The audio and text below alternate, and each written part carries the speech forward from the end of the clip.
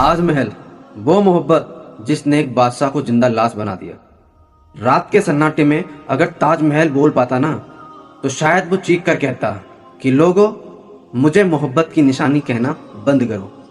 मैं एक टूटे हुए इंसान की आखिरी सांस हूँ।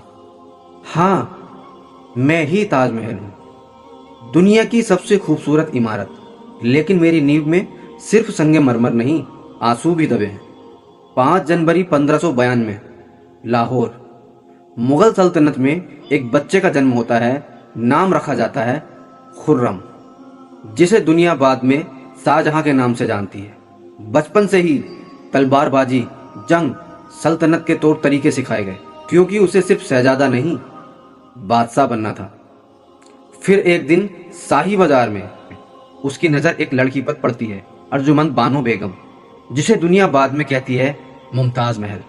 कहते हैं उसे देखते ही शाहजहां ने फैसला कर लिया था, अगर निकाह करूंगा तो सिर्फ इसी से।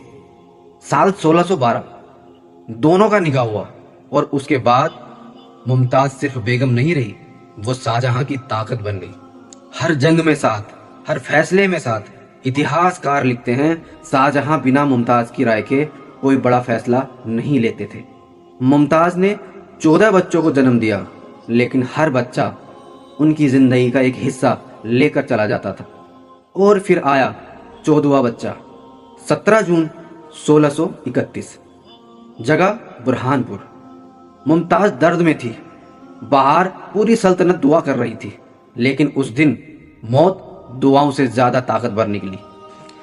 गौहर आरा का जन्म हुआ और उसी के साथ मुमताज की सांसें हमेशा के लिए रुक गई। कहते हैं शाहजहां ने कई दिनों तक खाना नहीं खाया, उनके बाल सफेद होने लगे और वो इंसान जो हिंदुस्तान का बादशाह था, अंदर से खत्म हो चुका था।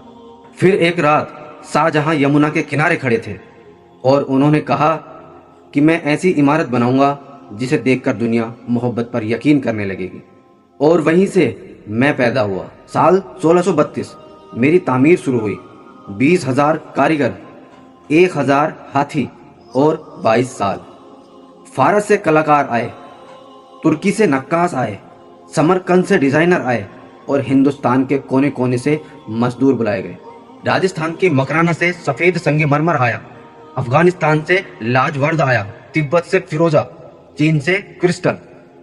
और इस ख्वाब को शक्ल दी उस्ताद अहमद लाहौरी ने। मेरी हर दीवार एक दास्तान है, 4 मीनारे